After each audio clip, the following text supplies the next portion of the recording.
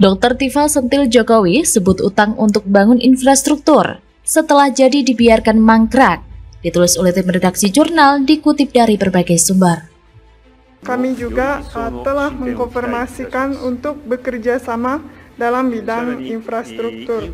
Saya telah menyampaikan kepada Presiden Joko Widodo bahwa Jepang sedang dalam memproses pinjaman yen sebesar kurang lebih 43,6 miliar yen untuk proyek bidang mitigasi bencana dan juga untuk perampungan PLTA Pesangan.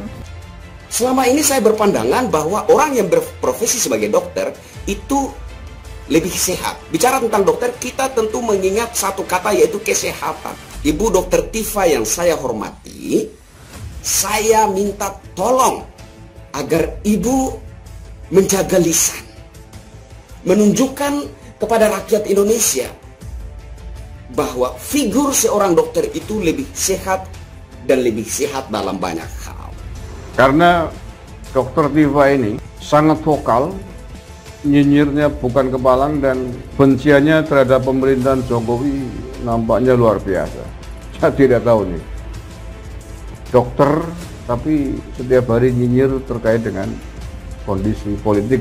Sayangnya waktu pergantian Presiden Soeharto itu terjadi pada saat terjadi krisis ekonomi yang menyebabkan negara harus menanggung perbaikan sektor keuangan yang waktu itu mengalami krisis. Ya, krisis 97. Jumlahnya besar sekali. Sampai hampir 100% dari total GDP kita waktu itu adalah tambahan utang hanya untuk memperbaiki sektor keuangan. Epidemiolog Dr. Tifa menyentil Presiden Jokowi soal pemerintah Jepang yang memberikan hutang ke Indonesia senilai kurang lebih 43,6 miliar yen atau sekitar 4,8 triliun rupiah. Dr. Tifa pun lewat unggahannya di Twitter @drtifa seperti yang dilihat terkini.id pada Selasa 8 Agustus 2022 menyebut Jokowi utang ke sana kemari untuk membangun infrastruktur. Namun, kata Tifa, setelah infrastruktur itu jadi, kemudian dijual lagi dengan harga murah dan dibiarkan mangkrak. Menurut Tifa, hal tersebut dilakukan Presiden Jokowi selama 8 tahun sejak dia menjabat orang nomor 1 di Indonesia. Hingga berita ini ditayangkan, belum ditemukan tanggapan dari pihak istana terkait pernyataan Dr. Tifa itu. Dalam cuitannya itu, Tifa menyertakan sebuah link artikel pemberitaan dari Tempo berjudul Jepang siap beri utang ke RI sebesar 4,8 triliun rupiah untuk rampungkan PLTA Pesangan. Mengutip isi pemerintahan tersebut, disebutkan Perdana Menteri Jepang, Fumio Kishida menyatakan pihaknya akan memberikan hutang ke Indonesia senilai kurang lebih 43,6 miliar yen atau sekitar 4,8 triliun rupiah. Asumsi kurs 109,5 per yen. Pinjaman itu untuk membiayai proyek di bidang mitigasi bencana dan menyelesaikan pembangunan pembangkit listrik tenaga air atau PLTA Pesangan di Aceh Tengah. Kishida dalam pertemuannya dengan Presiden Jokowi pada hari itu juga menyepakati kerjasama di sejumlah bidang, mulai dari maritim, investasi, lingkungan, hingga energi, termasuk penelitian yang sedang dilaksanakan untuk kerjasama hibah kapal patroli.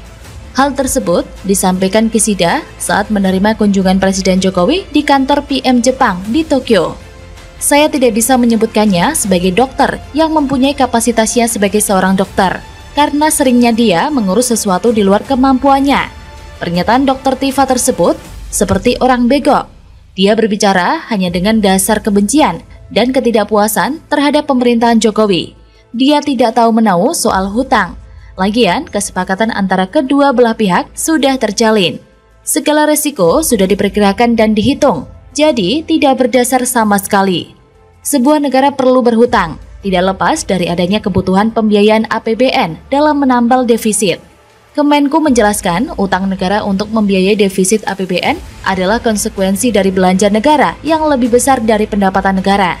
Utang pemerintah digunakan untuk pembiayaan secara umum dan mempunyai biaya kegiatan atau proyek tertentu. Untuk pembiayaan umum, utang digunakan antara lain untuk membiayai belanja produktif dan penyertaan modal negara atau PMN.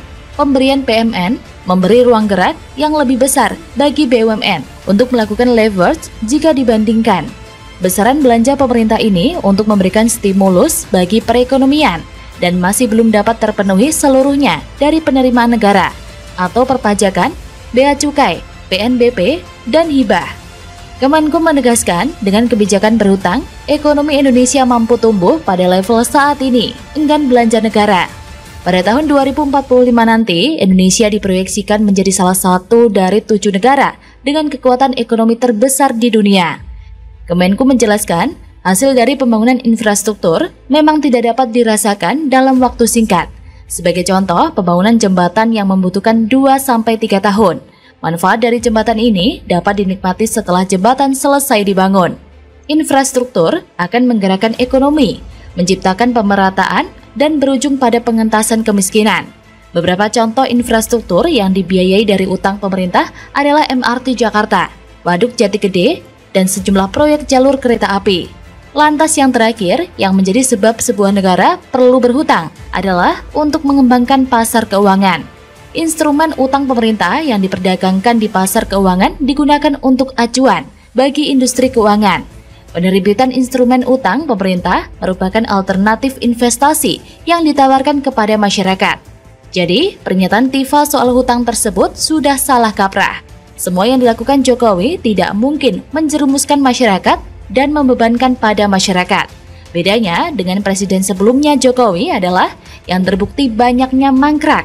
Bagaimana menurut Anda?